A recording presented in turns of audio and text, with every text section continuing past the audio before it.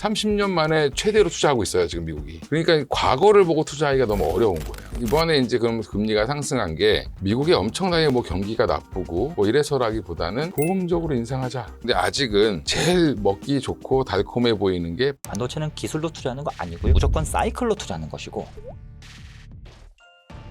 넥스트란 뜻은 방향성 순서라고, 특히 지금 반도체 산업이 바로 이러한 업데이트가 많이 필요한 시점이라고 생각합니다. 고정 댓글을 참고하세요. 네, 드디어 이분을 모셨습니다. 위즈웨이브의 이건희 대표님, 안녕하세요. 네, 안녕하세요. 네, 드디어 저희 채널에 모시게 되어 영광입니다. 그러게 좀 좋은 날 나왔어야 되는데. 그러게요. 제가 네. 섭외를 기가 막힌 날 잘한 것 같아요. 그러니까 이런 날 나와서 잘못 말하면 딱 욕먹기 좋은 오늘도 솔직한 날이긴 하죠. 예, 그렇습니다. 분석 부탁드리겠습니다. 예. 아유, 시장이 진짜 하루도 바람 잘 날이 없는 것 같아요. 녹화일 기준 이틀째 지금 하락세고, 오늘은 또 꽤 큰 폭의 지금 하락이 나오고 있는데, 그렇죠. 예. 뭐 매도 사이드카도 아침에 발동되기도 했고, 지금 시장을 좀 어떻게 보고 계신지 좀 보고 싶습니다. 일단 7월 달에 우리가 이제 굉장히 큰 조정을 받았죠. 예, 7월 달에 제가 7월 초에 모 프로에서 한 4주간 조정은 나올 것 같다 이렇게 말씀을 드렸는데, 그때는 제가 제 생각에는 적당한 가격 조정, 한 15% 내외의 네. 조정, 그다음에 기간 조정 정도의 성격으로 봤는데 네. 가격 조정이 굉장히 심하게 왔죠. 그래서 5,200선까지. 그렇죠. 그러고 나서 결국 7월 달에 마이너스 22%로 끝나긴 했는데 네. 체감상으로는 거의 반토막. 한 40% 난 것 같은 예, 그런 상황이었죠. 그래서 31일 날 급반등이 나오면서 그나마 조금 7월 달 수익률을 뭐 마이너스 22% 이러니까 되게 조금인 것 그러네요. 같지만 네. 사실은 굉장히 많이 빠진 거죠. 예, 이제 심리적으로는 거의 이제 멘탈들이 다 많이 흔들리는 구간까지 갔었고, 긍정론자들이 조금 힘들어할 정도면은 굉장히 힘든 겁니다. 맞아요. 예, 근데 저도 강세론자고 저도 긍정적인 사람인데, 진짜 7월 30 날이죠. 그때는 거의 이게 도대체 어디까지 이러려나? 예, 아무리 머리를 돌려봐도 거기까지 빠질 게 아닌데, 그쵸. 예, 이런 생각을 계속 했던 상황이었는데, 다행히 이제 8월 달에는 이제 소폭의 랠리가 좀 나오지 않겠나 생각했는데, 첫 주는 그냥 예, 좀 반등하고 쉬는 구간. 왔다 예, 갔다 그다음에 했죠. 네. 예, 두 번째 주는 한 월화까지 계속 그러다가 이제 수목금 이제 한번 상승이 나온 거죠. 예, 그리고 이제 바로 연휴 끝나고 나니까 예, 월요일 날 아침까지 오전장까지 좋았는데 좋았어요. 예, 네. 그 월화 수목금에 들어왔던 외국인들이 지속적으로 이제 화요일까지 사는 모습이 좀 나왔었는데 11시 정도부터 분위기가 확 바뀌었죠, 어제. 네. 예, 그때 이제 지금 상황을 그럼 어떻게 봐야 되냐, 왜 빠졌냐라는 게 중요하잖아요. 근데 네. 왜 빠졌냐라는 데 이유가 되게 다양해요. 근데 뭐 중동 불안 때문에 그렇다. 그렇죠. 뭐 아니면 이제 일본 금리가 갑자기 튀어서 또 이 엔캐리 트레이드 청산이 나오는 거 아니야? 뭐 이런 얘기도 나오고. 이제 금리가 그럼 그동안 안 올랐냐? 전 세계 국채 금리가 계속 올랐어요. 그동안에도. 네. 근데 이게 5%를 넘어간 건 좀 뭔가 상징적인 거 아니에요? 근데 이제 5%는 이미 넘어지 좀 됐는데, 네. 5.2가 넘어간 거죠, 그죠? 예, 그래서, 이제 국채 30년물이잖아요, 미국 네. 거. 30년물, 20년물로 만들어진 지 얼마 안 됐고, 네. 30년물은 그나마 역사가 전통을 자랑하지만, 30년물이 수요가 별로 없어요. 지금 이제 보험사들이 이런 걸 사줘야 되는데, 네. 보험사들도 지금 생각보다 미국 국채 수요를 많이 안 가지고 있습니다. 그러니까 이제 이미 좀 자산으로 편입하기가 좀 애매하다라고 생각하는 것 같아요. 그러다 보니까 이제 입찰이 잘 안 되죠. 네. 그러니까 입찰이 이번에 이제 그럼 금리가 상승한 게 미국이 엄청나게 뭐 경기가 나쁘고 뭐 이래서라기보다는 표면적으로는 입찰이 잘 안 됐습니다. 경쟁률이 낮았고. 네. 그러니까 금리를 더 줘야지 돈을 빌려주는 거잖아요. 장기 정확히 국채. 이제. 네. 예. 그러니까 이 픽스되는 금리를 높일 수밖에 없는 상황이 나왔고요. 지금 최근에 이제 입찰 한번 시작하면 계속 금리가 튀어요. 예, 그건 이제 일본도 어제 마찬가지였고, 그러니까 일본도 지금 시장이 갑자기 발작한 이유도 결국에 일본 국채 금리도 지금 이제 차환을 해야 되는데, 네. 차환하는 과정에서 비용이 증가하는 거죠. 근데 미국과 일본의 공통점은 GDP 대비 부채 비율이 높다라는 겁니다. 그렇죠. 예, 근데 이제 물론 그거에 대한 갑론을박이 있어요. 어떤 분은 그게 문제다라고 하시는 분이 있고, 어떤 분은 일본 같은 경우는 문제가 전혀 안 된다. 네.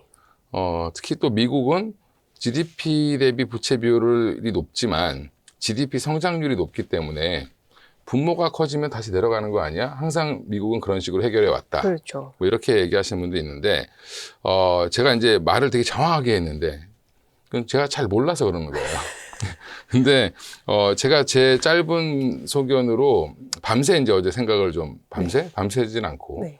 밤에 좀 조용히 생각을 좀 해보면서 정리를 했는데, 제가 이제 메시지 보내드린 분들이 있어서 그분들한테 뭐라고 써드려야 되나, 오늘 장을. 네. 근데 이제 오늘까지 이어질 거라고 생각을 했는데, 미국 시장이 빠지는 걸 보고, 이유는 이런 거죠. 그러니까 결국에는, 전 세계 미국, 유럽, 그다음에 일본까지 주요 국가들의 금리가 계속 증가하고 있는 게 갑자기 눈에 들어온 겁니다. 그러니까 그 기존에도 증가하고 있었는데 네. 이게 갑자기 눈에 띄었다. 그렇죠. 갑자기 뭐 이제 일본 같은 경우도 30년 만에 최고 금리, 네. 그다음에 이제 미국 같은 경우도 금융위기 이후에 최고 금리, 네. 2007년 이후. 2007년 이후에 최고 금리 이런 것들이 이제 나오기 시작하니까 안 보던 지표를 보기 시작한 거죠. 근데 또 때마침 지금 기간이 그닥 뉴스가 없는 기간이에요. 실적 발표 다 끝났고, 그렇죠. 그러면 8월 27일 날 우리나라 시간으로 8월 27일 새벽에 엔비디아의 실적 발표랑 컨퍼런스 콜이 있을 텐데 그 전까지는 특별한 이벤트가 없습니다. 그렇죠. 예, 연준 뭐 회의록 공개 회의록 뭐 내일 이제 예, 새벽에 나오죠. 예, 근데 네. 회의록이야 뭐 의미가 별로 없을 것 같고 그러면 이게 시장은 그 당시에 보고 싶은 걸 보죠. 그렇죠. 근데 지금 금리를 봤는데 보니까 전쟁도 아직 안 끝났고 미국은 돈을 계속 쓰고 있고 네. 중동에다가 그럼 재정이 더 안 좋아지지 않을까? 전쟁은 비용이잖아요. 네. 근데 여기에 좀 최근에 또 뉴스를 보시면 엔비디아가 5천억 달러를 조성해서 펀드를 이제 뭐 골드만삭스, KRL, 뭐 브룩필드 뭐 여러 회사들과 합쳐서 자금을 조성한 다음에 이제 그러니까 클라우드 데이터 센터라든지 이런 AI 데이터 센터 짓는 친구들한테 빌려주겠다. 네. 이렇게 지금 선언을 했어요. 근데 최근에 그리고 또 구글, 뭐 메타, 아마존 다 채권 발행하고 있죠. 그렇죠.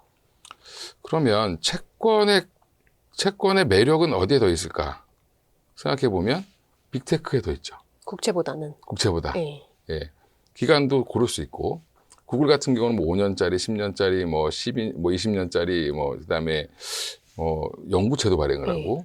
그러니까 이제 이런 것들을 보면 지금 채권을 다루는 기관들 입장에서는 이거 그냥 국채를 굳이 살 이유가 있을까?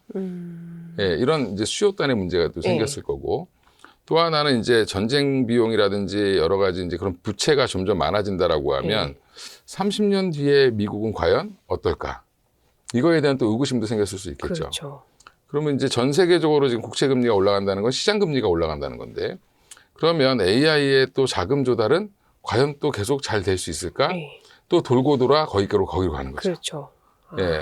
그러면 비용이 증가하는데 과연 이 비용을 이길 수 있을까라는 거에 대한 걱정이 생겼는데 그전에는 그럼 안 그랬냐? 그전에도 그랬죠. 똑같았잖아요. 7월 달에도 그런 얘기가 또 나왔었어요. 근데 그때는 AI 데이터 센터 투자가 계속 이어지는지 여부를 봐야 돼라고 해서 반도체를 봤는데 지금은 이어지는 건 알겠는데 그 비용이 증가할 것 같은데 그럼 그 비용을 제외한 성장률은 줄어드는 거 아니야라는 또 의구심이 생겼겠죠. 네. 그러니까 이제 이게 꼬리에 꼬리를 물고 금리가 모든 거를 다 금리와 중동 정세 불안, 뭐 유가 불안 이런 것들이 짬뽕돼서 나오는 형태.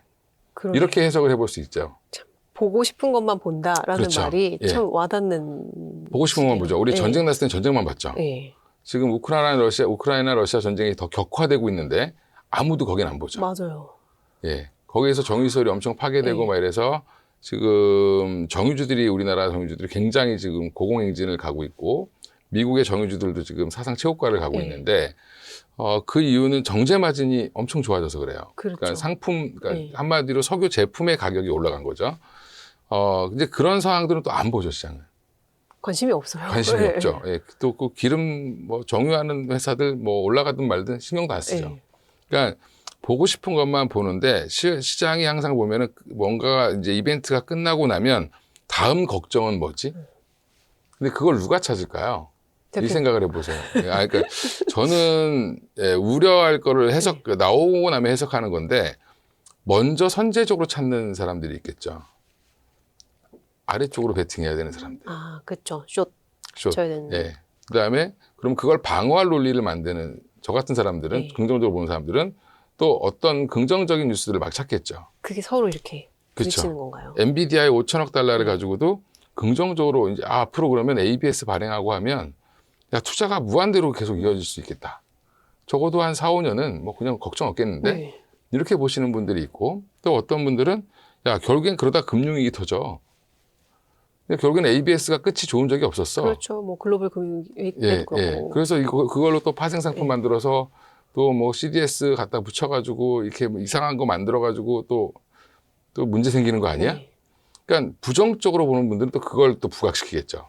그러니까 이게 그래서 지금 7월의 하락을 한마디로 얘기하면 다시 돌아와서 네. 7월의 하락은 도대체 뭘까? 롱과 숏의 싸움이었죠, 그냥. 그쵸. 우리가 알고 그때 봤더니. 뭐 글로벌 헤지 펀드들 예. 정산당하고. 예, 그렇죠. 뭐 레오폴트라는 네. 분이 만들었던 펀드라든지, 뭐 그다음에 또 그 어디죠? 시타델? 네. 시타델에서 그걸 공격해서 또 가져오고, 그러면 결국에는 롱으로 너무 레버리지를 많이 일으켰던 세력이 또 그거를 공격한 세력한테 당한 거죠. 그런 과정에서 우리는 이제 고래 맞은 거죠. 싸움에 네. 새우등이 터진 거죠. 터졌죠. 근데 마침 또 우리가 또 이제 단일 종목 레버리지가 있으니까 우리는 조금 더 빠진 거죠. 네. 그러니까 미국이 필라델피아 반도체 지수가 한 20% 조금 넘게 조정받았는데 우리는 지수가 뭐 40% 넘게, 네. 40% 가까이 빠졌다 올라오는. 네. 이제 그러면 이게 끝난 거냐 이게. 그러면 이제 그게 궁금합니다. 끝 해가지고 네. 7월 30일 날 반등 나온 것처럼 반등이 나왔는데 네. 지금도 진행 중이다라고 보시는 게 맞죠. 최근에 또 다시 우리나라는 레버리지 거래가 많이 줄었는데 단일 종목 레버리지가 홍콩도 늘어나고 있고요. 그다음 우리 쉬는 날 네. 홍콩에서 단일 종목 레버리지 SK 하이닉스게 엄청 많이 거래가 됐어요. 그게 글로벌 1위라던데요? 예, 그렇죠. 3배짜리, 네. 2배짜리죠, 2배짜리. 그리고 미국 내에서도 단일 종목 레버리지가 활발하게 레버리지가 거래가 되고 있고, 그럼 이제 이게 다시 또 그러면 레버리지로 사서 올리는 사람들이 있고, 저거 아닌데 그러고 떨어뜨리는 사람들이 있죠. 그러니까 이게 아직은 롱숏 싸움이 끝나지 않은 것 같다. 그러니까 우리나라는 단일 종목 레버리지 거래량이 확 줄었음에도 예. 이제 글로벌리 뭐 SK 하이닉스 2배짜리, 뭐 3배짜리 이런 것들은 계속 늘어나고 있으니 그렇죠. 이 롱과 숏의 싸움을 우리가 또 새우등이 터질 수도 있는 그렇죠. 그런 예, 상황이라는. 맞습니다. 예. 이거 어떻게 해야 되나요? 이제 네. 그 변동성을 그냥 인정해야 되지 않나? 아, 예, 그래서 하루에 삼성전자가 5% 빠지고, 뭐 5%도 올라가고, 이거를 5% 올라간다고 너무 좋아할 필요도 없고, 5% 떨어진다고 네. 실망할 필요도 없다. 네. 이렇게 얘기하면, 무슨 소리냐? 이렇게 얘기하실 수 있는데, 이제 결국에는 더 좋은 먹거리가 나올 때 글로 자금은 가게 돼 있죠. 그렇죠. 예, 근데 아직은 제일 먹기 좋고 달콤해 보이는 게 반도체 쪽이죠. 지금도. 예, 지금도. 예, 예. 예, 그게 보이니까 롱도 많이 하는 거고, 그러면 거꾸로 공격하기도 되게 좋죠. 맞아요. 예, 그래서, 관심이 이쪽으로 다 몰려 있다. 근데 이제 그나마 다행인 건 오늘은 코스닥은 좀 덜 빠지고 있잖아요. 맞아요. 예, 심지어 플러스도 났었고. 근데 그건 무슨 말이냐면, 이제 삼성전자 하이닉스 이제 지겨워. 그럼 나 다른 데 가서 돈 벌래. 라고 하는 분들이 예. 많아지고 있다. 아, 그게 그렇게 해석이 되는 거군요. 그렇죠. 예. 예. 내가 저기에, 저거 그냥 계속 갖고 있어봐야 예. 재미없을 것 같아 하시는 분들이 뭐 기관이 됐든, 예. 아니면 일부 외국인이 됐든, 아니면 개인들이 됐든 빠져나와서 다른 데서 수익률 게임을 하시는 거죠. 그게 코스닥 보면은 반도체 네. 소부장이나 또 로봇, 뭐 화장품 이런 데들로 좀 이렇게 계속 이 뭔가 순환매가 그렇죠. 나오고 돌고 있죠. 있는 상황인데 네. 이것도 그러면은 좀 하반기 내내 이런 식으로 갈 거라고 보세요? 하반기에 이제 삼성전자 하이닉스도 좋아지려면요, 이렇게 관심이 좀 확산돼야 됩니다.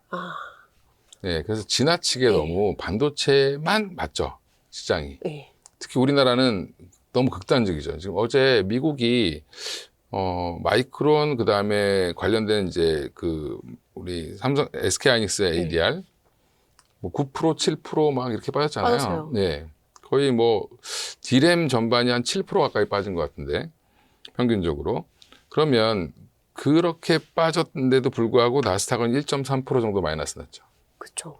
워낙에 이제 반도체만 있는 건 아니니까 미국은. 그렇죠. 예. 그리고 반도체 안에서도 뭐 설계하는 쪽도 있고 메모리 아닌 쪽도 워낙 많으니까. 그러니까 이제 엔비디아나 뭐 AMD나 이런 데는 생각보다 AMD는 좀 많이 빠지긴 했지만 엔비디아나 브로드컴 같은 경우는 생각보다 별로 안 빠지고 네. 그 외에 이제 또 헬스케어라든지 뭐 이런 바이오텍 같은 회사들은 지금 사상 최고가를 가고 있어요. 그러니까 뭔가 대안이 있다라는 거죠. 근데 우리나라는 지금 대안이 별로 없어요. 뾰족한 게 안 보여요. 근데 네. 뾰족한 게 안 보이는데 안 보인다라고 하는 게 아니라 안 보는 겁니다. 그 말이 정답인 것 같아요. 네. 네. 방산 오늘 되게 네. 뭐 하나 에어로스페이스에서 되게 좋은 얘기 나왔는데도 네. 불구하고 장전에는 뭐 한 10% 이상 12%까지 올라갔다가 네. 장 시작할 무렵에는 지금 또 보니까 거의 뭐 한 자릿수 되게 약하게 네. 내려와 있어요. 이익 실현을 하는 거겠지만 지금은 아직 뭐 방산도 좋고 조선도 좋고 원전도 좋아진다는 거 다 아는데 네. 우리 이제 여기 잘 나오시는 이선엽 대표님이 네. 조방원 뭐 매달 많이 말씀하셨죠. 말씀하셨잖아요. 조방원 회사들을 하나하나 뜯어놓고 보면 너무 좋습니다. 근데 그냥 안 보는 거예요. 근데 안 볼 때 음. 그냥 사놓고 기다리면 되는 거예요, 그러면? 근데 기다리려고 하니까 너무 오래 기다리는 거예요. 맞아요. 그게 문제예요. 조선은 작년 10월부터 거의 네. 제자리고요. 원전은 좀 연초에 가는 듯 하더니 다시 반토막이 났고요. 예, 그리고 이제 방산도 뭐 좀 가려고 하면 또 빠지고 박스권 행보죠. 예, 그래서 그러니까 그렇게 좀 덩치가 그나마 좀 있는 쪽에서 가져야 되는데 전력기기도 반도체랑 엮여서 움직이니까 네. 빠지면 더 빠지고 뭐 올라가는데 지금. 또 생각보다 많이 네. 안 올라오고 이런 이제 악순환의 고리가 이어지고 있는데 조방원 비롯해서 전력기기는 한번 시세를 줬기 때문에 매물이 많습니다, 위에. 그러니까 위에 있는 매물들. 그렇죠. 예, 제가 이제 흔히 농담 삼아 여기 이제 좀비들이 많이 있다. 예. 그 가격만 와봐라, 내가 바로 팔아줄게. 팔고 나갈 거야 하는. 예, 이런 네, 지겨워하시는 분들이 많아요. 네. 예, 이제 그거를 이제 해소하는 국면이 좀 필요할 것 같은데, 네. 그러려면 뭔가 센 이벤트가 나와야 되는데 지금 반도체보다 센 게 없는 거예요, 지금. 여전히 가장 센 거, 가장 먹음직스럽고 가장 사람들이 다 모여 있는 곳은 반도체다. 그렇죠. 지금은 그런데 이제 이러다가 뭐 새로운 데를 지금 자꾸 찾는 거죠. 여기도 한번 찔러보고 화장품 좀 실적 잘 나오니까 한번 찔러보고. 네. 그래서 사람들이 막 좋다 얘기 나와서 방송에서 증권 방송에서 자주 나오잖아요, 이제 종목이. 맞아요. 그럼 떨어집니다. 이게 뭔가 장기적으로 끌고 갈 뭔가 동력이 좀 부족하다는 그렇죠. 느낌이에요. 이게 뭔가 숫자가 잠깐 좋다는 건 알겠는데 바닥에서 한 30%, 20% 올라오면 팔아요. 네. 기관들이 먼저 팔고요. 이번에 코스닥도 보면 바닥에서 치고 올라올 때 굉장히 강하게 올라왔는데 막상 추세적으로 상승한 종목은 그다가 없다. 네. 예. 그래서 뭐 바이오도 마찬가지고 올라갈 것 같아서 따라 사면 물리고. 네. 그러니까 이게 되게 어려운 장이죠. 순환매가 빨리빨리 돌아가는 게 네. 어려운 장인데 그럼 왜 순환매가 이렇게 빨리빨리 돌아갈까라고 생각해 보면 아직 답을 못 찾은 거죠, 시장이. 아, 이거다 하는 게 없는 거야, 아직. 예, 그래서 안 찾으려고 하는 건지 못 찾은 건지 모르겠지만 이제는 그래도 여기 찝적 저기 찝적 되고 있는 건 무슨 말이냐면 찾으려는 시도를 하고 있다. 그러니까 긍정적인 거 아닌가요? 긍정적이죠. 네. 오늘도 보면 2차 전쟁 생각보다 강하죠. 네. 좋은 얘기들이 계속 나오고 있고 삼성 SDI가 3분기에 흑자 전환한다고 그렇게 얘기했는데 2분기에 2분기에 2천억 이상을 벌었어요. 그러니까 이제 그러면 예전 같으면 그게 거의 뭐 한 15% 이렇게 올라갔어야 될 일들인데 시장이 급락 중이니까 그걸 반영을 못한 거죠. 최근에 반영을 조금 했죠. 그러니까 이게 앞으로 그러면 우리는 시장에서 삼성전자 하이닉스를 버리기도 애매한 상황이고. 초고 시가총액이 50%가 넘어가는. 예. 네. 그러니까 저는 지금 이제 최근에 조금 개인적으로 이제 쫄아가지고 예전에는 50% 무조건 들고 가야 됩니다 이렇게 얘기했는데 50% 들고 하셨던 분들은 이제 그게 뭐 7, 80% 됐겠죠. 그렇죠. 그럼 좀 파셔야 되는데 또 안 팔았죠. 안 파신 분들이 많죠. 그래서 이제 개인들도 리밸런싱하는 연습을 좀 하셔야 되는데 좀 많이 올라온 비중을 좀 줄이고 현금 만들어놨다가 또 뭐 그걸 또 사든가 아니면 뭐 다른 걸 사든가 이렇게 해야 되는 건데 지금 다들 그렇게 못 하신 거죠. 그래서 반도체는 이제는 다시 반등이 나와서 만약에 삼성전자가 뭐 32만 원, 뭐 하이닉스가 한 240만 원 근처 가면 그러면 조금 줄이자 이제. 비중을. 제가 삼성전자랑 하이닉스는 이제 성장주라기보다는 이제는 가치주로 바뀐 것 같다. 오, 그렇게 보세요. 그러니까 밸류상으로는 그렇죠. 너무 싸졌죠, 그냥. 그쵸, 밸류상으로. 네, 밸류상으로. 근데 싸지고 무거워졌어요. 내려갈 땐 가볍고 올라갈 땐 무겁죠. 그렇죠. 예. 근데 그러니까 며칠 올라온 거를 하루에 빼고 네. 이런 과정이 반복되면서 지리하게 갈 가능성이 있겠죠. 예. 그러니까 그러면 내가 한 30에서 한 40% 정도만 들고 가고 좀 비중을 낮춰보는 거죠. 네. 그리고 이제 나머지를 현금을 가지고 우리도 조금은 트레이딩 바이를 해야 돼요. 빠질 때 대응해서. 빠질 네. 때 좀 그러니까 바닥에서 올라와서 추세가 좀 전환되는 모습을 보이는 종목들을 좀 샀다가 한 20% 먹으면 팔아야 됩니다. 그러니까 짧게 가져가는. 짧게. 우리도 그들과 똑같이 해야죠. 이거 진짜 어려운데. 네, 어렵죠. 그러니까 이제 초보들이 할 수가 없는. 네. 그러니까 이제 그러면 초보들은 우리 이제 주식 투자하신 지 얼마 안 되신 분들은 삼전하이닉스를 한 30-40%에서 뭐 50%까지 갖고 계시고 나머지 현금을 한 30% 이상 갖고 계시고 한 20% 가지고 연습을 하셔야 되는 시기 같아요. 트레이딩 바이 연습을. 네. 그래서 좀 많이 빠져 있는 종목 중에 뭐 2차 전지가 바닥에서 올라올 때 되면 뭐 한번 사보시고 또 조정이 나오면 또 한번 사보시고 수익이 나면 좀 팔고 이게 또 그 다음에 화장품도 또 이제 조정이 나오잖아요. 그럼 또 이제 3분기 실적 나올 때쯤 되면 또 얘기가 좋아진다고 올라가겠죠. 계속 반복이에요, 지금. 그리고 지금 보시면 뭐 바이오 같은 경우는 공부를 좀 많이 하셔야 되겠지만 개인이 들어가기 참 쉽지 않아요. 어렵죠. 바이오는. 어려운데 바이오에 또 명언이 있습니다. 제가 만든 말인가? 제가 만든 말 중에 더울 때 사서 추울 때 팔아야 돼요. 오, 그 무슨 뜻이에요? 항상 여름에 안 좋습니다, 바이오가? 예. 근데 올해는 상반기 내내 안 좋았죠. 작년 하반기에 너무 불을 뿜어서 그래요. 그러니까 바이오 갖고 계신 분들이 한동안 상반기에 삼성전자 하이닉스 막 갈 때 내 거는 계속 빠지니까 막 분통을 터뜨리면서 바이오만 있는 그런 그 텔레방 뭐 이런 데 가보면 뭐 난리예요. 그래서 제가 무슨 얘기를 했냐면 욕먹기 딱 좋은 얘기를 했는데 작년에 좋았지 않냐. 안 해도 될 말씀. 작년에 좋았습니다. 작년에 그렇게 수익이 많이 났었는데 삼성전자 하이닉스가 이렇게 올라가는 것도 이들에게 또 기회인 거죠. 그렇죠. 그렇죠. 이제 이게 항상 주식이라는 게 마냥 올라가기만 할 수는 없는 거니까. 그걸 이번에 제일 크게 깨달았어요. 그렇죠. 그러면 이제 뭐 어떤 바이오는 반토막 났고 어떤 거는 거의 뭐 60-70%씩 빠졌는데 그러면 또 다시 그럼 그 회사들이 망하고 그 회사들이 그동안 뭐 6개월 동안 뭐 횡령을 하거나 비리를 저지르거나 이러지 않았죠. 그냥 사람들이 심리에 의해서 판 겁니다. 그러면 많이 빠진 거죠. 그러면 호재가 나오면 나중에 반응을 하겠죠. 이제 분산이 된다라고 하면. 그래서 9월 달쯤 되면 또 좋아질 겁니다. 9, 10, 11월 이렇게 되면 또 바이오 주요 종목들 또 물론 이제 종목을 잘 고르셔야 돼요.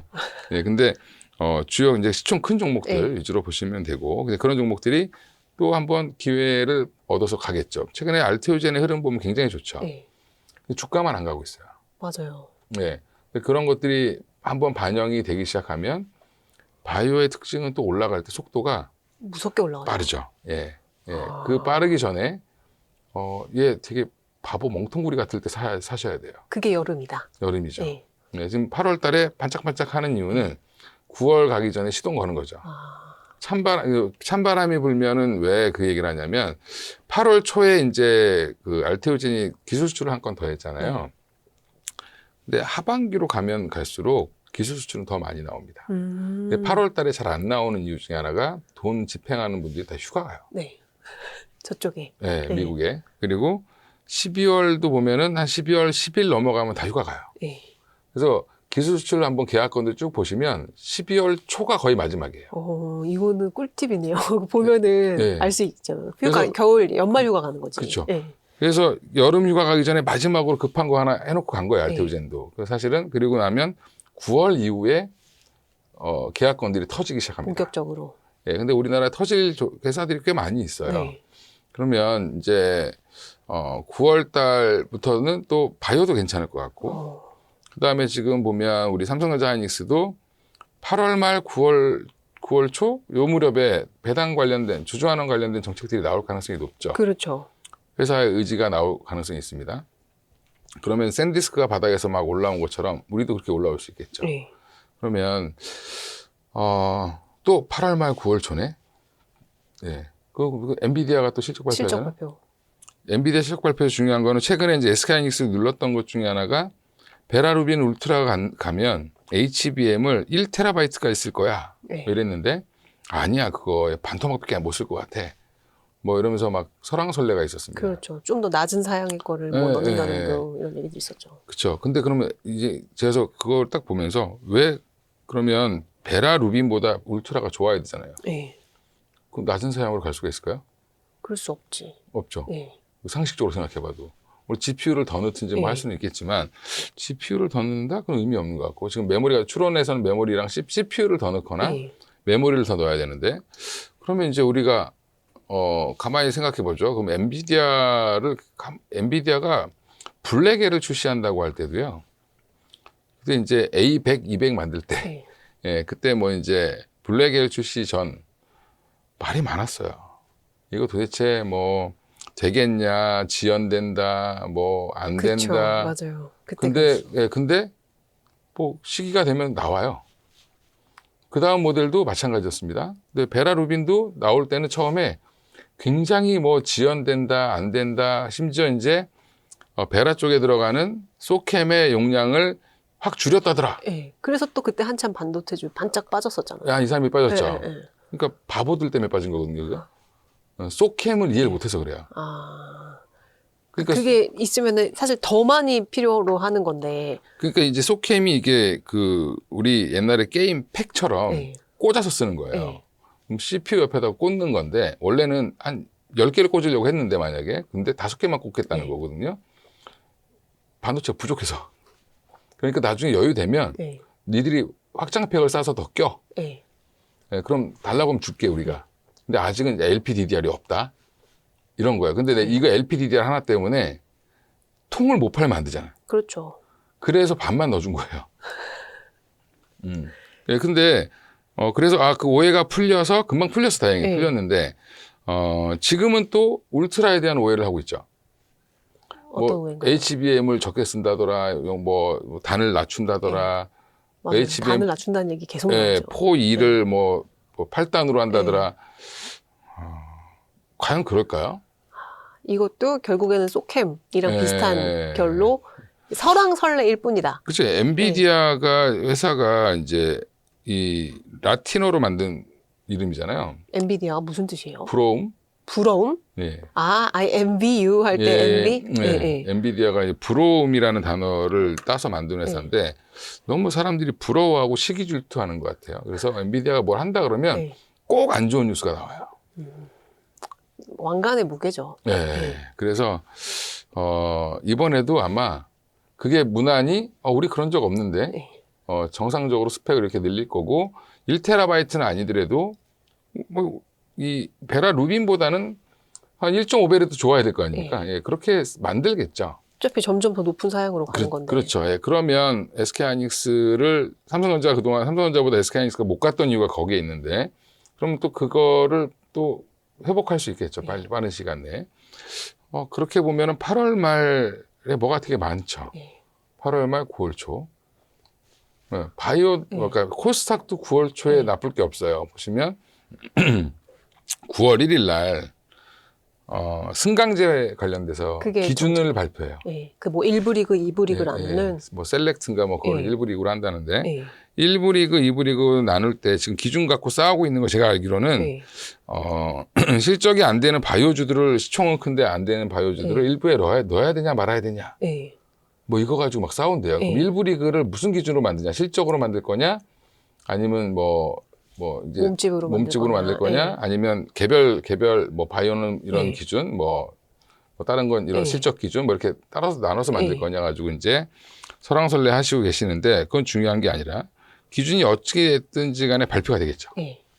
그럼 그 기준에 맞는 회사들은 어떻게 될까요? 모르겠죠. 모르겠죠. 네. 상식적으로. 네. 근데 1월부터 시행이에요. 그러면 9, 10, 11, 12, 4개월 동안 네. 전쟁이 일어날 겁니다. 그 기준에 맞는 회사를 찾아서 베팅들이 막 이루어지겠죠. 그럼 많이 올라가면 또 네. 팔고 또 다시 사고 이게 반복될 가능성이 있습니다. 아, 그러면 그러니까 코스닥이 네. 활성화되겠죠. 네. 거래 대금도 늘어나고 예, 그렇죠. 그럼 2부 리그, 3부 리그 들어간 애들은 어떡하냐? 그 친구들 다 빠지는 거 아니에요? 이런 빠지는 게 아니라 여기에서도 2부 리그도 1부 리그의 가능성 있는 애들은 또 움직이겠죠. 예. 이게 계속 그러면 이제 우리는 사실 코스닥을 우리가 몇천 개를 다 볼 수는 없으니까. 사실 압축되는 효과가 있죠. 그러면 이게 코스닥 150과 뭐가 다르냐라고 얘기하는데 우리 코스닥 150 종목 아시나요, 다들? 사실 코스닥은 모르죠. 상위 몇 개 말고는 모르죠. 모르시잖아요, 다 그죠? 예, 그러니까 어차피 몰라요. 근데 셀렉트라는 거 만들어서 이렇게 막 띄우면 이번에는 확실히 알겠죠. 그렇죠. 예, 그렇게 되면 또 9월 달에 코스닥 지수는 좋을 수 있다. 그 지금 보면 8월이 되게 애매한 달이에요. 그러네요. 말씀 들어보니까 사실 정말 요 8월 초 중순까지 뭔가 없는 뭐가 없어요. 네, 잭슨홀 뉴스가. 미팅 뭐 이런 거 정도 네. 남아 있고. 그러니까 이제 시장이 보고 싶은 거. 예. 그다음에 이제 이 긍정과 부정이 계속 싸우고 롱과 맞습니다. 숏이 싸우고 예. 하면서 지수는 계속 그렇죠. 왔다 갔다 하면서 예. 있는데 이제 8월 말이 되면은 뉴스가 이제 쏟아지고 뭐 이런 코스닥 시장 활성화 정책이라든지 엔비디아 뭐 또 발표 나오고 그리고 그 이제 바이오 기업들 또 뭐 기술 수출 뭐 이런 얘기들도 나오면서 이제 여러 가지 그리고 뭐 주주 환원책도 나오고 그러면 아까 말씀 주신 대로 트레이딩 바이 관점에서 그렇죠. 지금 조금 이제 현금으로 좀 시장이 빠질 때 약간씩 사놨다가 이제 그럴 때 또 놓고 빠지고 예. 이런 부지런해야 되겠어요. 부지런해야 돼요. 예, 예. 예, 그래서 잘 모르면 제일 큰 거 사는 겁니다, 원래. 그래서 제가 그래서 항상 2차 전지 뭐 사야 돼요? 물어보면 그냥 SDI 사세요. 네. 그러니까 저는 종목을 찍어줍니다, 그냥. 왜 그러냐면 안 그러면 2차 전지 사세요. 그럼 저기 말단에 있는 2차 전지를 사세요. 네. 시총 싼 거를. 네. 근데 그거 안 움직이거든요. 네. 그러니까 항상 주도주가 뭔지를 찾아야 된다. 그 섹터 내에서. 네. 그러면 로봇 섹터에서 주도주는 뭘까? 코스닥에서 로봇 섹터의 주도주는 뭐 로보티즈죠, 지금. 예, 레인보우 로보티즈보다 지금 로보티즈가 더 잘 움직여요. 그러니까 사람들이 관심이 더 많고. 그러면 이제 코스피에서 로봇 관련주의 대장은 누굴까? LG전자인가? 현대차인가? 그럼 현대차죠. 현대차. 예. 그러니까 이제 이렇게 압축을 하셔야 돼요. 이것도 좋고 저것도 좋고 다 살 수 없잖아요, 우리가. 모르면 가장 큰 거 주도주. 그렇죠. 삼성전자 하이닉스 모르면 그냥 반반 사든가. 예. 아니면 둘 중에 하나만 사시든가. 왜 돈은 한정되어 있는데 저도 제 입으로 말하고 다니는 좋다고 하는 종목들이 한 20개는 될 거예요. 20개를 사면 안 돼요, 근데 계좌에.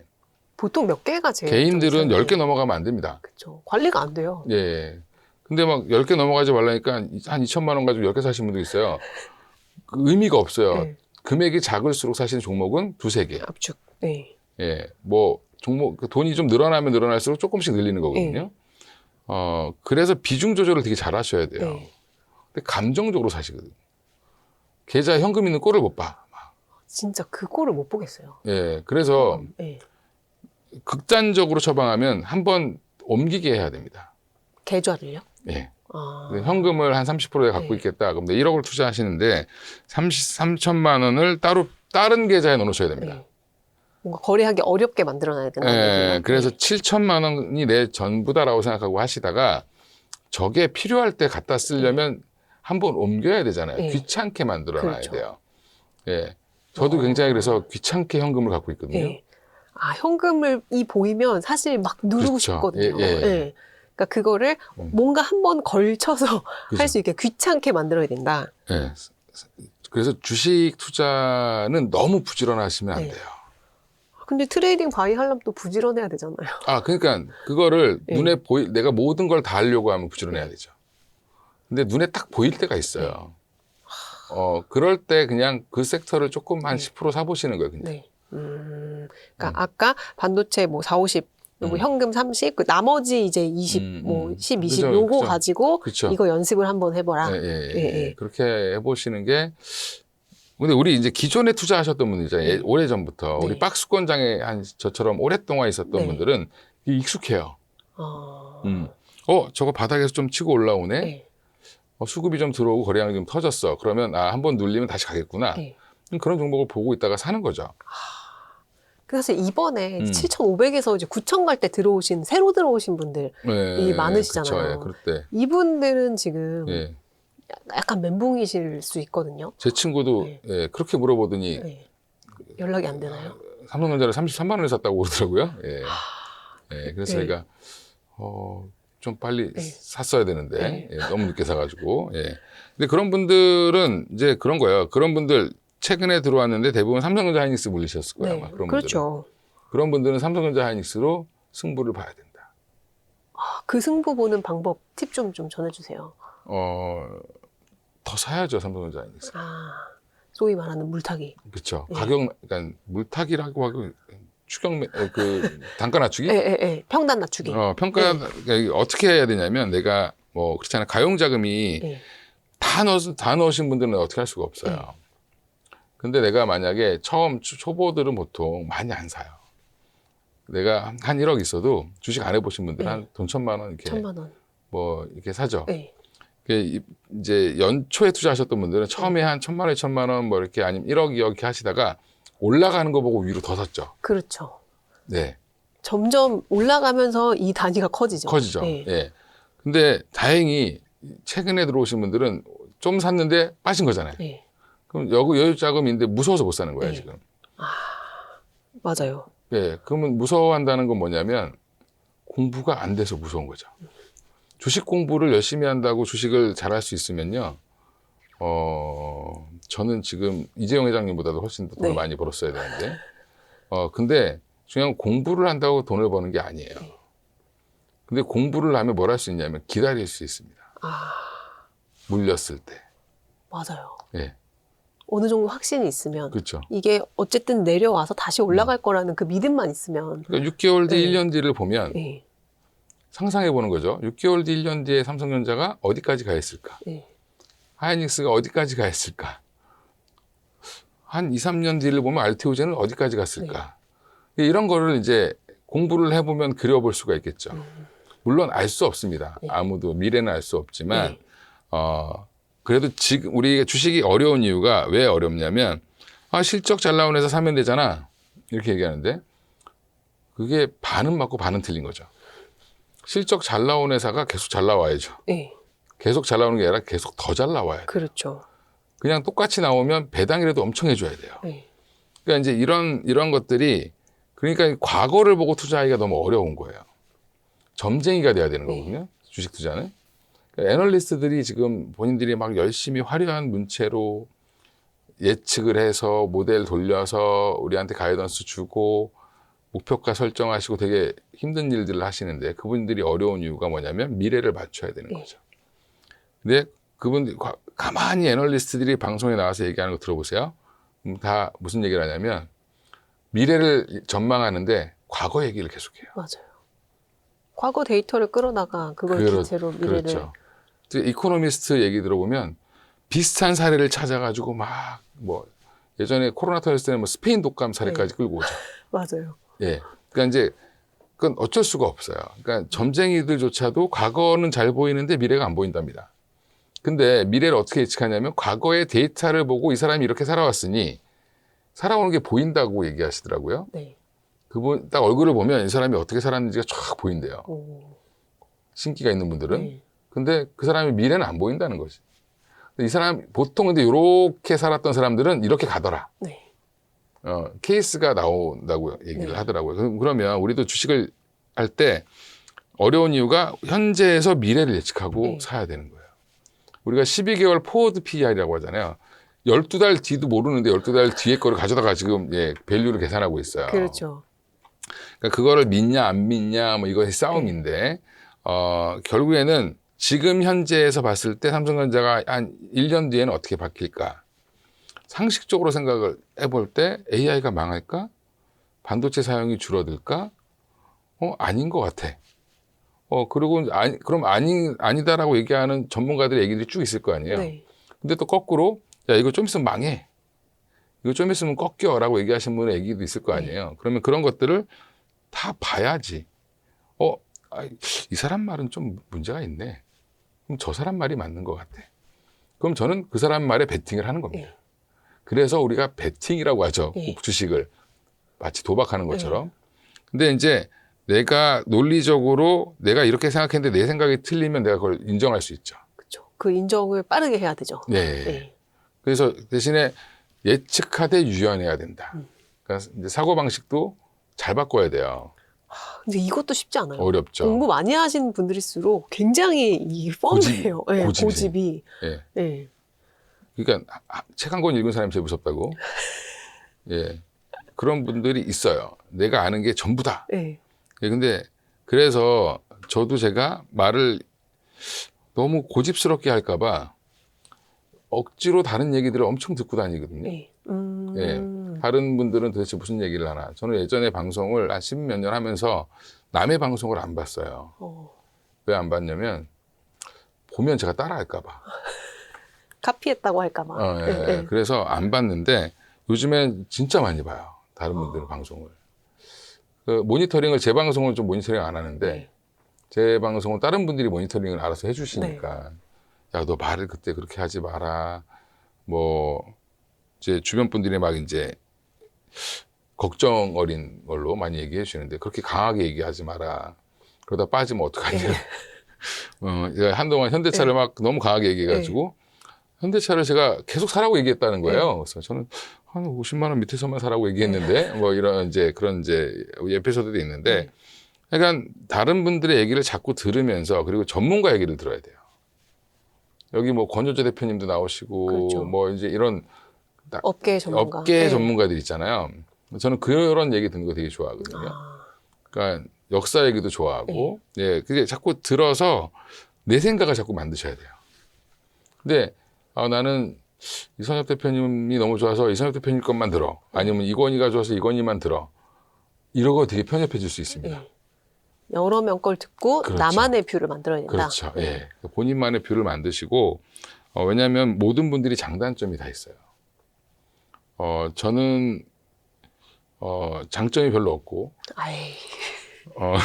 제 장점은 좀 쉽게 말하려고 노력해요. 제가 아까 예전에 학원 강의도 하고 이랬던 사람이라 주식을 처음 하시는 분들이 전문 용어를 들으면 못 알아듣죠. 예. 저도 처음에 증권회사 갔을 때 보고서를 봤는데 이게 한국말인가? 절반은 모르는 용어들. 조사 빼고는 다 조사도 없어요. 되게 막 그렇죠. 예. 그래서 이거 도대체 한 줄을 못 읽는 거예요. 그래서 그때만 해도 인터넷 검색밖에 없었잖아요. 그죠?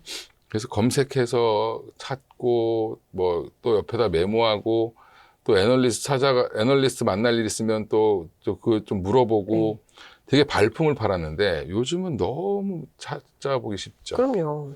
예. 근데 그런 기본적인 노력도 안 하시는 분들이 있어요. 근데 아까 말씀하셨던 것 중에 공부하면 기다릴 수 있다. 이 맞습니다. 말이 정말 와닿는 것. 공부한다고 다 맞출 수는 없지만 공부하면 기다리는 그 어떤 힘이 생긴다. 이 말이 정말 맞는 말인 것 같아요. 그리고 그래서, 우리가 겪었던 이번에 26년도의 시장, 작년 하반기부터 나왔던 시장은 역사상 유례가 없는 시장입니다. 그렇죠. 예. 그러면 주식이 항상 그런 속도로 올라갈 거라고 생각하면 안 되고요.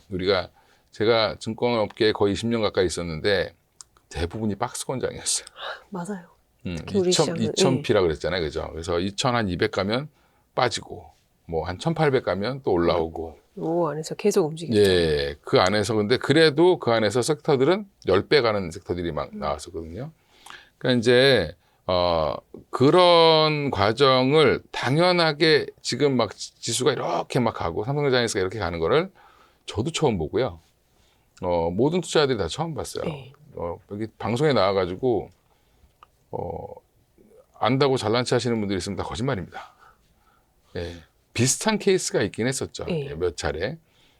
근데 그 케이스들과 지금 또 다르잖아요.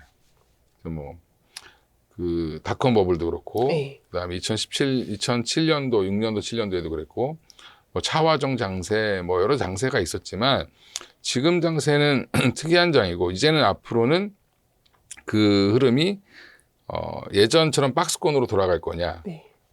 아니면 이제 천천히 우상향할 거냐, 그건 이제 지켜봐야 되겠죠. 네. 어느 쪽에 좀 더 가중을 두세요? 지금 분위기로는 저는 이제 우리나라 전 기업들 이번에 2분기 실적 발표한 거 보니까 전반적으로 지금 기업 중에 주요 기업들 중에 한 40% 이상이 다 서프라이즈가 나왔어요, 실적이. 네.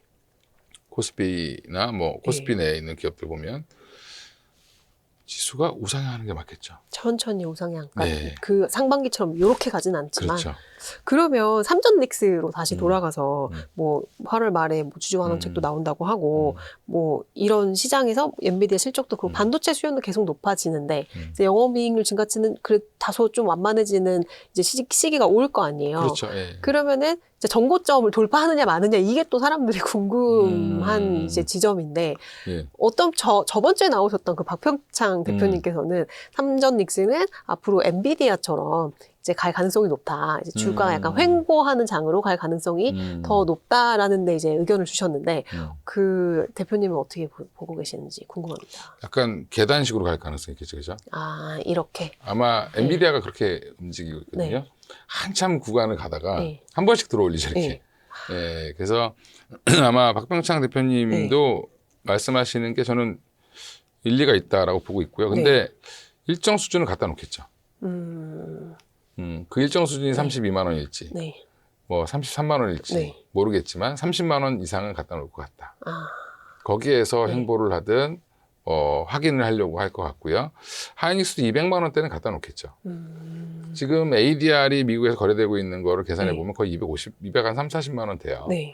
환산해 보면. 그래서 한 그 정도까지는 이제 좀 느리지만 랠리가 나올 것 같고요. 그 다음부터는 구간 실적 확인하고 그 다음에 이제 이 LTA의 효과. 우리는 LTA를 이렇게 3년, 5년 단위로 맺어서 선수금 받고 해본 적이 없어요. 네. 그리고 앞에 단에서 지금 데이터 센터를 운영하고 사가고 하는 업체들, 이번에 네오클라우드 업체들까지 돈을 많이 번다고 얘기가 나왔기 실적 잘 때문에 나왔잖아요. 지금은 당분간 그 데이터 센터로 돈을 못 번다라는 얘기는 이제 당분간 안 나올 겁니다. 네. 지으면 1년 내에 본전 뽑는다는 얘기가 나오고 있기 네. 때문에, 그러니까 이러면 지금은 어느 정도 일정 부분 갖다 놓고 밸류를 얼마나 줄 거냐의 싸움이 되겠죠. 그래서 저는 전고점 돌파는 가능하다. 가능한데 문제는 시간이 걸리겠죠. 그렇죠. 시간이 이제 올해 안에 갔으면 좋겠지만 올해 안에는 좀 힘들 수 있지 않을까? 예, 그러면 뭐 보수적으로 보더라도 한 내년 상반기?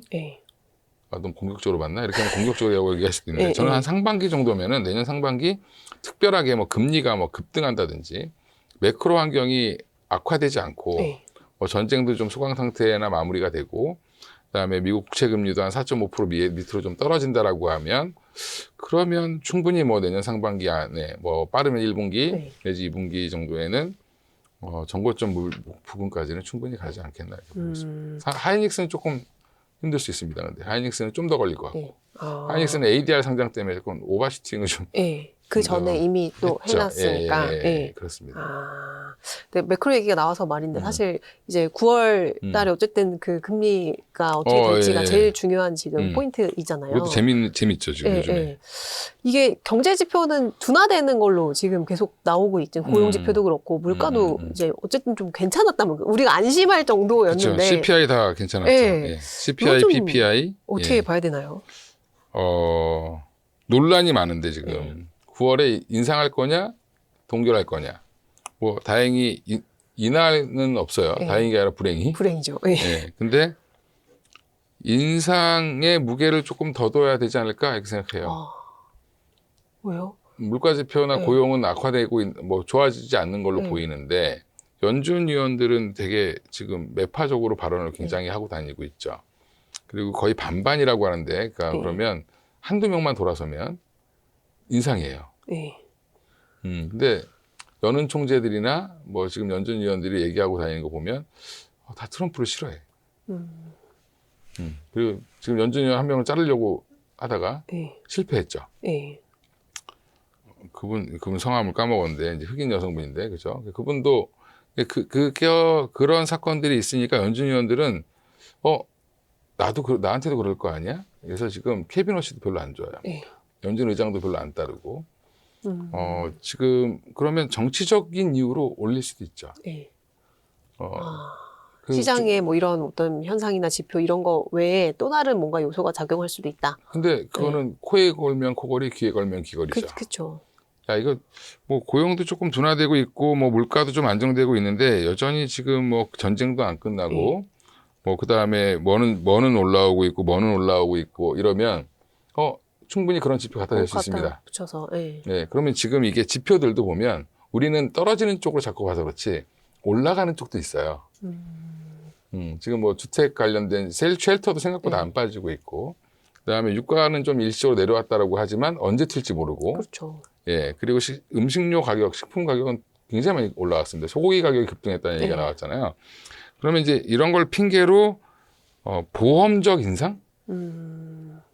인상을 하더라도 자기들도 찔리니까 보험적으로 인상하자. 예, 그러면 오히려 7월 달에 우리가 왜 금리 인상 안 했어? 그리고 갑자기 국채금리가 튀었죠. 채권 작용단 얘기 나오고 막 이랬었잖아요. 니네 지금 그렇게 허술하게 볼 때가 아니야. 채권 투자자들은 그렇게 생각을 하는 거고. 그러면 오히려 보험적 금리 인상? 그러면 오히려 채권금 떨어질 수 있습니다. 오히려. 이게 꼭지구나. 네. 기준금리 한번 올려갖고 이제 4%대 만들어 놓으면 이제 떨어질 일만 남았네? 이렇게 생각할 수도 있고요. 또 거꾸로 금리 인하를 했는데 그러면 이제 금리 인하를 그러니까 금리 동결을 했다. 인하가 아니라 동결을 했다라고 하면 야, 왜 인상 안 했어? 라고 해서 또 빼는 금리가 더 튈 수도 있습니다. 이러다가 물가 더 올라갈 텐데 뭐 이렇게 생각할 수도 있고, 한쪽에서는 금리 동결을 해야지 왜 인상을 해? 그리고 또 이제 그렇게 또 거꾸로 해석할 수도 있죠. 그게 지금 팽팽해요. 시장이. 그게 되게 웃긴 현상이 벌어졌습니다. 지금 동결을 해도 불안하고요. 인상을 해도 불안하다. 와, 이게 진짜 어려운 시장이요. 저는 이상 이 금리는 뭔가 되게 단선적으로 해석을 해야 됐었는데, 그죠. 이게 보험적 인상이라는 말도 어떻게 보면 굉장히 모순되는 말이잖아요. 근데 그런 경우가 종종 있었어요. 미국의 사례에서. 그럼 보험적 인상을 하면 주식시장에는 오히려 뭐 생각보다 크게 영향을 안 미칠 수도 있겠네요. 안 미칠 수도 있죠. 예, 오히려 시장 금리를 낮추면 금리 인상하면 다른 거 무너지지 않겠어? 뭐 이렇게 생각하실 수도 있는데, 시장 금리가 제일 중요하죠. 결국엔 기준 금리를 오르고 내리는 거는 저 뒤에 있는 시장 금리들을 조정하기 위해서 하는 거잖아요. 그렇죠. 예, 근데 지금 금리 얼마 전에 그 케빈 워시가 연준 의장이 한 말이 되게 인상적인 거예요. 아니 내가 금리 인상 안 해도 시장에서 알아서 금리가 올라가던데. 그 얘기를 했어요, 맞아요. 예. 그러니까 야 니네가 무슨 기준금리로 거래하니? 시장금리 많이 올라가 있잖아. 근데 뭐 알아서 긴축하고 있구만. 이런 거죠. 예. 근데 거꾸로 그러면 보험적 인상을 했어요. 그럼 키 맞추기를 해주면 오히려 금리가 이제 의지가 있나 보다, 연준이. 물가를 잡을 의지가 있나 보다. 그러면 금리가 오히려 빠질 수도 있다라고 얘기하시는 분들이 있죠. 그러니까 기준금리를 올려도 시장금리가 빠질 수도 있다. 네. 이게 굉장히 트리키 엄청나게 이게 영향이 막 섞여가지고. 그러니까 지금 우리들은 좋게 보니까 자꾸 금리 인하를 안 할 것 금리 동결을 동결을 할 것 같아. 에이, 금리 인상은 없어. 케빈 워시가 하는데 뭐 중간 선거도 있고. 그 얘기가 많았거든요. 그렇게 많았는데 미국 분위기가 싹 바뀌었어요, 지금. 그래서 최근에 국채금리가 더 튀었을 수도 있습니다. 그것도 국채금리 인상의 요인일 수도 있다. 이미 반영이 돼 있을 수 있죠. 그러니까 이미 반영돼 있다라고 하면 세론이 나올 수도 있는 거죠. 거꾸로 얘기하면. 국채가 이제 그러면 이번에 물가 뭐 한번 인상을 딱 했는데 갑자기 야, 보험적 인상이래. 다음부터는 떨어뜨릴 거야. 근데 지금 단기적으로 우리가 물가가 좀 높으니까 유동성을 좀 줄이기 위해서 높였어라고 얘기를 하는 순간, 그럼 채권 하시는 분들 금리가 올라간다는 가격이 떨어진 거잖아요. 채권 가격이 많이 싸졌네. 살 수 있습니다. 그러면 오히려 금리는 떨어지겠죠. 그렇죠. 예. 그런 이제 심오한 얘기들을 하시는 분들이 있더라. 그래서 저도 이제 채권 전문가들 얘기를 이분 얘기도 들어보고 저분 얘기도 들어보는데, 그냥 평범한 얘기는 지금 동결이에요. 동결되면 뭐 그냥 쏘쏘. 근데 동결 7월 달에 동결했더니 네. 장이 살짝 발작했죠. 네. 예. 채권이 움직였어요. 네. 그럼 거꾸로 그러면 올리면 채권이 안정될 수도 채권이 있죠. 안정될 수도 있나? 이렇게 생각할 수도 있는 거죠.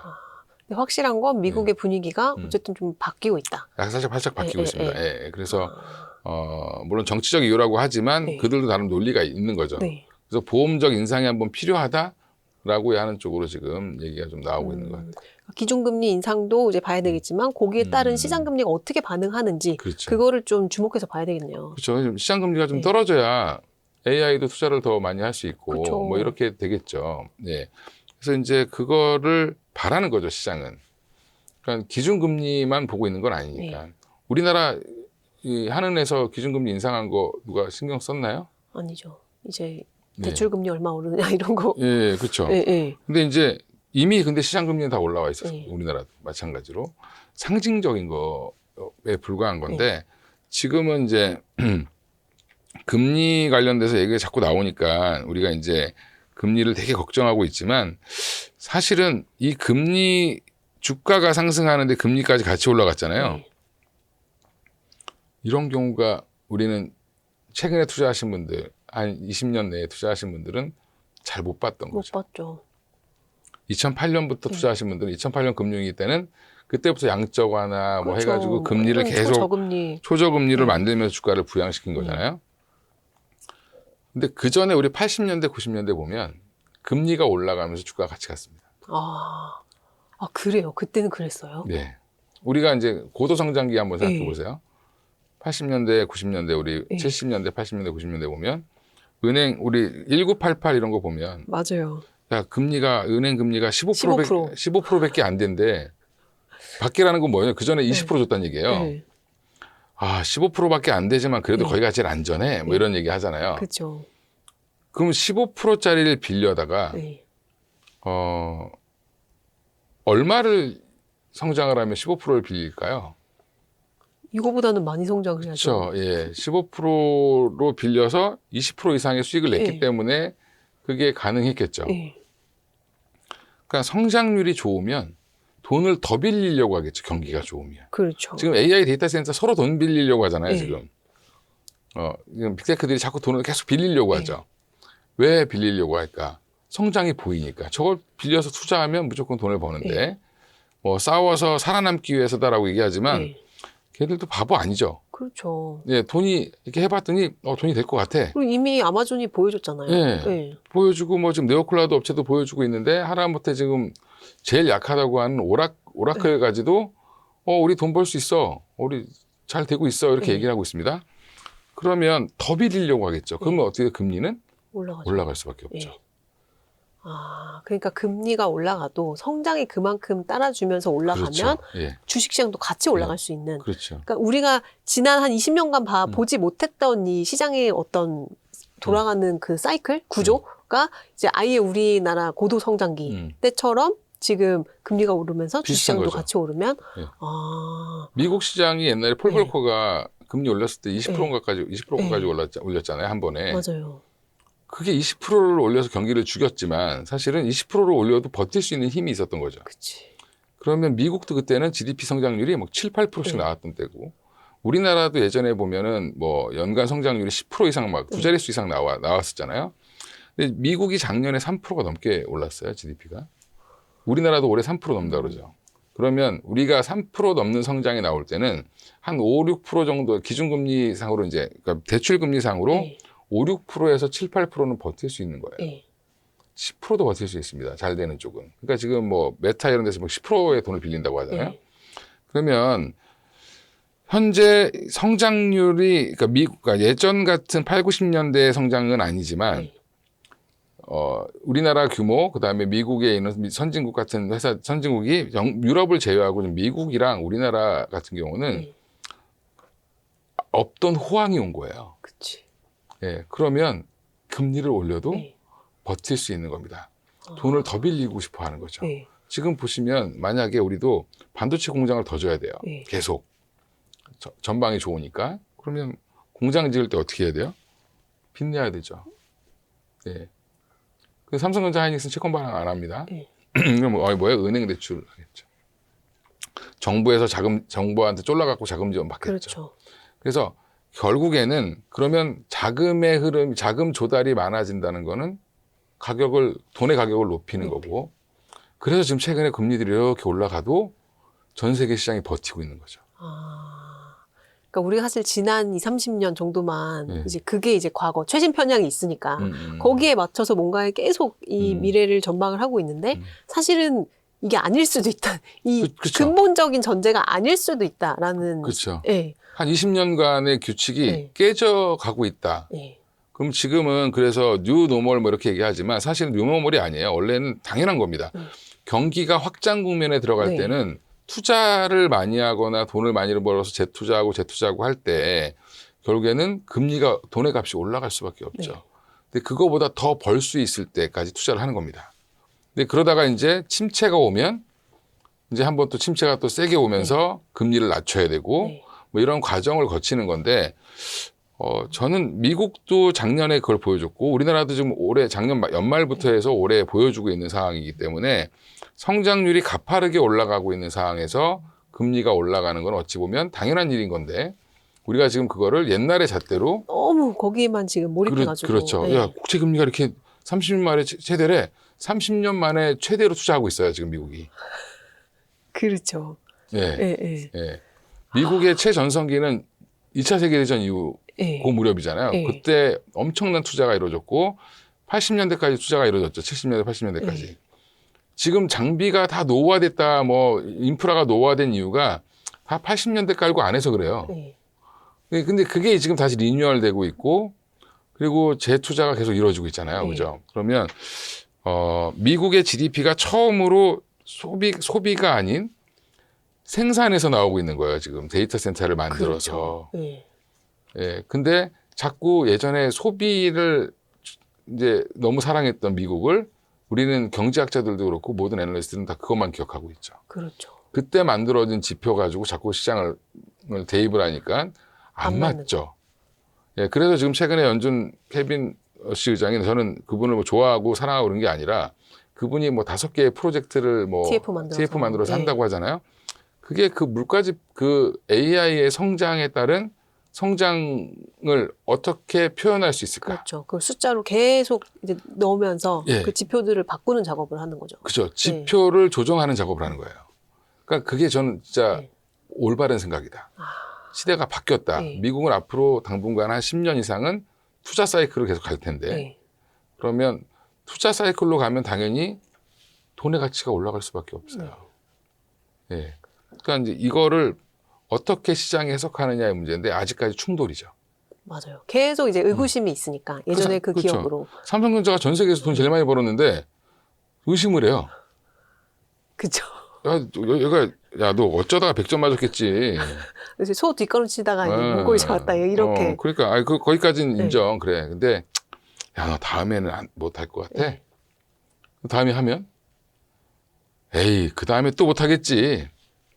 계속 이런 의심을 하는 거예요.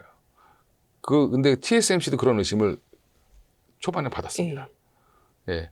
그래서 그 의심의 과정을 거치고 나면 또 한 단계 밸류를 올리겠죠. 그래서 예. 계단식이라는 표현을 써주신 거고. 얘가 생각보다 꾸준히 돈 잘 벌고 배당도 열심히 하고 야, 이제 TSMC랑 비슷해졌는데 그러면 야, 너 밸류 10배 줘도 되겠다. 네. 이렇게 막 하는 거죠. 예. 그러면 뭐 한 50만 원, 네. 60만 원도 가는 거죠. 그죠? 예. 맞아요. 그러니까 과거의 잣대를 너무 그게 맞다고 생각하는 것도 그렇죠. 지금 현 시대에서는 시대가 바뀌었는데 옳지 않을 수 있다. 근데 또 과거의 잣대를 무시하기가 뭐한 게 지금 과거 사람들이 아직도 거래하고 있어요. 그렇죠. 그러니까 그거를 네. 계속 숫자로 확인해서 또 네, 올라가고 확인하면서 그렇죠. 올라가고 그렇죠. 이런 과정이 이제 필요하지만 어쨌든 이거를 공부를 하다 보면 이 AI라는 게 없어지진 않을 거고 오히려 더 수요가 늘어날 텐데 그냥 그 기다릴 수 있는 힘 오히려 현금이 있으면 조금 더 그렇죠. 떨어질 때마다 이제 사서 이 단가를 낮추고 있는 이제 그게 또 맞습니다. 돈을 버는 길인 것 같아요. 그래서 이제 장기 투자의 관점에서 보면은 이 회사는 장기 투자할 만하네. 그럼 중간중간 체크하는 거예요. 진짜로 이 회사가 배당 뭐 주주하는 정책 열심히 하고 돈을 꾸준히 벌 수 있을 것 같고 그런 흐름을 주주랑 나눠 갖고 뭐 이렇게 하는 걸 잘하고 있다. 네. 그러면 그 회사를 계속 끌고 가는 거죠. 그때까지는. 장기 투자라고 해서 방치하는 게 아니에요. 네. 투자하다가 여차하면 언제든지 헤어질 준비를 해야 되는 게 주식 투자죠. 네.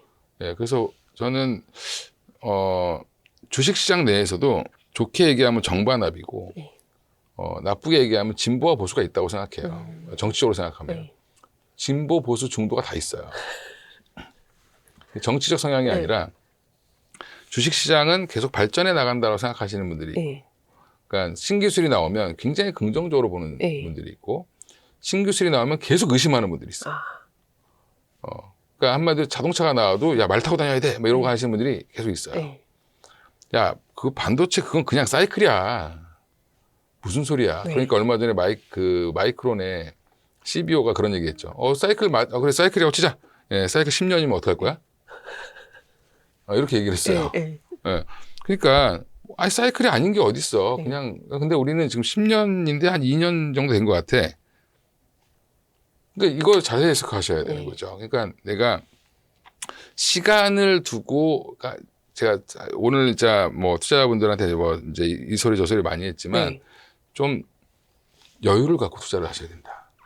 그리고 하루 빠지고 하루 올라가는 거에 너무 흥분하고 실망하고 네. 예, 그러면 정신병 걸려요. 예, 그런 거는 저 같은 사람들이 하는 겁니다. 네. 예, 저는 직업이니까 계속 봐야 되니까 저는 주식 안 열리는 이제 토요일, 일요일이 제일 좋아요. 저도요. 네. 아무것도 안 볼 수 있는 게 제일 예. 좋아요. 그래서 전 그래서 그런 이제 코인 이런 것도 아예 안 네. 하는데 24시간 뭐 365일 보는 거 너무 싫죠. 미치죠. 예, 네. 예. 아무리 돈 버는 게 좋아도. 네. 예, 그러니까 이제 조금 여유를 갖고 투자하시고 내가 감당할 수 있는 돈을 투자하시면 기다릴 수 있습니다. 네. 아니, 은행에 넣어놓고 뭐 3%, 4%도 기다리면서 예, 왔다 갔다 하다가 결국에 돈 벌어주면 되잖아요. 네. 그죠? 그렇죠. 예. 네. 그 1년 동안 투자했는데 마이너스야. 2년 투자했는데 만약에 한 50% 벌었어요. 그럼 연간 평균 수익은 25%잖아요. 그렇게 투자를 하신다고 생각하셔야 돼요. 근데 너무 오늘 사면 내일 당장 올라서 팔아야 될 것 같고 이런 투자는 투자가 아니라 그냥 도박이죠. 그렇죠. 맞아요. 예, 그러면 강원랜드 이제 가시면 아니 근데 그 삼전 넥스를 어쨌든 반도체 비중 한 40-50% 정도 하고 음. 이제 나머지들을 뭐 현금 비중 30% 갖고 음. 이 나머지들을 뭔가 트레이딩 바이 계속 하는 연습을 하라고 하셨는데 지금 대표님이 보실 때 현 시점에서 제일 그래도 이제 상방 가능성이 높은 좀 우리가 주의 깊게 봐야 되는 섹터 몇 개만 좀 섹터. 알려주시면. 2차 전지 좀, 2차 전지? 예, 좀 봐야 될 것 같아요. 그러니까 삼성 SDI나 LG엔솔. 네, 뭐 LG엔솔이나 뭐 LG엔솔이 또 이제 그 자동차 EV 쪽을 다 ESS로 네. 돌리겠다는 얘기도 나왔고, 삼성 SDS 같은 경우는 SDI 같은 경우는 GM 얼마 전에 이제 GM이랑 그 공장 맺었던 거, 네. 그 이제 계약 파기했잖아요. 그래서 빠졌잖아요. 네. 그때 김현수 애널리스트가 그 얘기 하더라고. 그분 제가 존경하는데 네. 예, 저보다 나이는 어리신 것 같지만 형이라고 부르고 있습니다. 똑똑한 사람 저는 항상 네, 항상 형. 예, 형. 예. 그냥 너는 오해다. 뭐 되게 오해라고 이렇게 쓰시면서 야 이거 호재야 악재가 아니라 제가 그 리포트를 찍으면서 야 얘들아 그 호재거든 얘기를 해주셨어요. 그래서 제가 그러니까 그런 이제 뭔가 이제 2차 전지가 예전처럼 막 화려하진 않지만 네. 지금 자리에 사면 한 30% 이상은 수익이 날 가능성이 높다. 네. 근데 계속 확인하면서 또 네. 많이 수익 나면 좀 네. 팔고 네. 또 빠지면 또 사고 이거 네. 계속 트레이딩 하시면 네. 2차 전지는 좋을 것 같아요. 네. 2차 전지. 예, 그리고 뭐 이제 귀찮아서 그냥 쭉 들고 가겠다라고 해도 상관없습니다. 결국엔 갈 거니까. 네. 그리고 또 이제 다들 많이들 얘기하셨을 텐데 일단은 저는 이제 바이오 쪽 좋게 보고 있고요. 네. 네, 바이오는 지금 좀 봐야 된다. 아까 말씀하신 그런 여러 가지 이유들도. 네. 바이오 쪽도 근데 그거는 좀 공부를 하셔야 되니까 네. 좀 조금 공부를 좀 해보셔라. ETF로 가져가면 안 되나요? ETF로 네. 상관없습니다. 네. 바이오 탑 10 뭐 ETF 네. 이런 거 있어요. 예, 네. 그런 거 괜찮더라고요. 보니까 네. 종목 구성이. 그쵸. 예, 그런 것도 네. 하셔도 되고 귀찮으면 ETF 하시면 네. 돼요. 예. 맞아요. 그다음에 ETF 최고예요. 네, 반도체 소부장도 ETF로 하나 사세요. 네. 저는 반도체 소부장은 10년 사이클 올 거라고 보고 있기 때문에. 네. 여기도 10년 사이클. 거기는 여기 투자가 엄청나게 이제 들어가니까. 투자의 사이클로 가자. 네. 네. 여태까지 우리 피해 사이클이었잖아요. 네. 계속 가격만 올라갔잖아요. 그죠? 네. 생산량은 없는데 네. 늘지 않는데 그럼 이제 본격적인 투자가 들어가니까 이제 소부장은 그 지금 엎치락뒤치락 하잖아요. 네. 그 이유가 실적은 안 나오는데 저처럼 생각하는 사람들은 있고 그러니까 저처럼 생각하는 사람이 사요. 그러면 야 실적 아직 안 나오잖아. 확 팔고 네. 이게 왔다 갔다 많이 하고 네. 있는 거죠. 이럴 때가 기회죠. 네. 빠질 때마다 사라. 네. 잘 네. 모르겠으면 ETF로 사라. 네, ETF로. 근데 한 반도체 소부장은 10% 정도 사셨다가 네. 올라가는 거 확인되면 20%까지 늘리셔도 돼요. 그래서 그럼 비중을? 삼전하이닉스 네. 비중을 좀 줄이고. 네.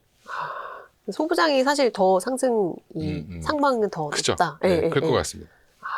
그 타방송에서 네. 대표님 현대차는 1년 지나면 100만 원 갈 거다. 아, 이런 얘기도 현대차. 하셨었잖아요. 현대차도 네.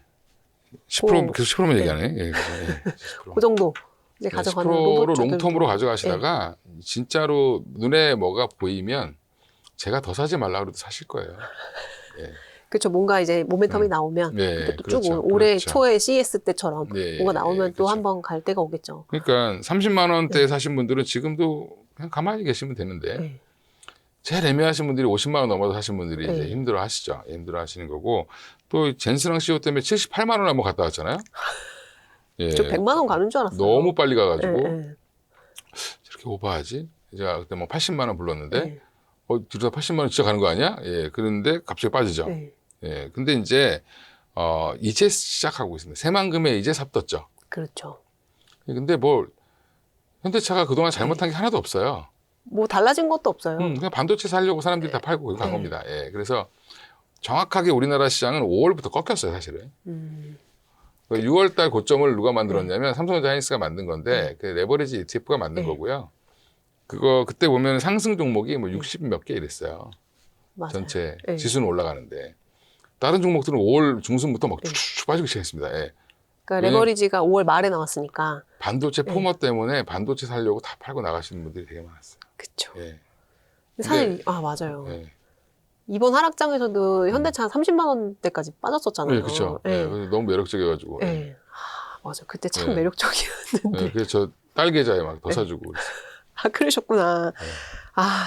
정말 주식시장이 참 올해 상반기에는 참 쉽다고 생각했거든요. 쉽죠. 네. 네, 그냥 가만히 그때는 삼전하이닉스만 들고 있으면 되니까 네. 너무 쉬웠죠. 근데 이제 하반기에 이렇게 정말 한 대 맞고 이제 정신을 차려 보니까 이제 내 돈은 다 여기 들어가 있고 현금은 없고 참 어려운 시장이 됐다. 그렇죠. 그렇다고 포기할 수도 없고. 그러니까 포기할 수는 없으니까 우리가 그것도 큰 공부를 하신 거죠. 네. 예, 이런 급등과 급락을 겪어봤다라는 것 네. 자체가 그리고 뭐 그 사이에 뭐 전쟁 때문에 빠져보기도 하고 별의별 거 다 겪었잖아요, 우리가. 겪으면서 저도 공부를 되게 많이 했고 그러면 또 반성하고 또 다시 다음에는 똑같은 실수 안 해야 되는데 계속 똑같은 실수를 하시면 안 된다. 예, 그래서 뭐 저도 실수한 거를 그래서 제가 이제 저한테 강의 듣고 하시는 분들한테는 제가 이때 좀 강하게 말씀을 드렸어야 되는데 죄송하다. 네. 저도 이게 처음이어서 그랬습니다. 예. 그러니까 이번에는 좀 다르지 않을까 이런 기대감이 있었던 거죠, 그렇죠? 시장이 워낙 좋으니까. 근데 이게 참 무너질 때는 한순간이라는 거를 너무 잘 알면서도 근데 뭐 나쁜 게 있어서 무너진 게 아니잖아요, 사실 우리가. 근데 좀 레버리지 때문에 많이 올라갔다가 또 많이 빠진 거예요. 근데 올해 수익률로 보면 아직도 60% 이상 상승해 있어요. 코스피가. 맞아요. 그것도 또 많은 분들이 잊고 계시죠. 네. 근데 올해 정말 연초로 따지면은 여전히 굉장히 높은 상승률이에요. 그러니까 나스닥이나 뭐 이제 미국의 이제 S&P 500 많이 비교하시는데 거기 이제 꼴랑 10% 올랐어요. 고점은 네. 연초 대비하면. 근데 우리는 지금도 한 60% 가까이 네. 상승해 있다. 근데 내가 아직도 근데 문제는 다 늦게 들어오셔가지고 네. 손해 아니면 더 사셔가지고 네. 손해가 났거나 네. 뭐 투자 잘하신 분들도 아마 지금은 한 20-30% 수익 나신 분이 아마 대부분일 거예요. 네.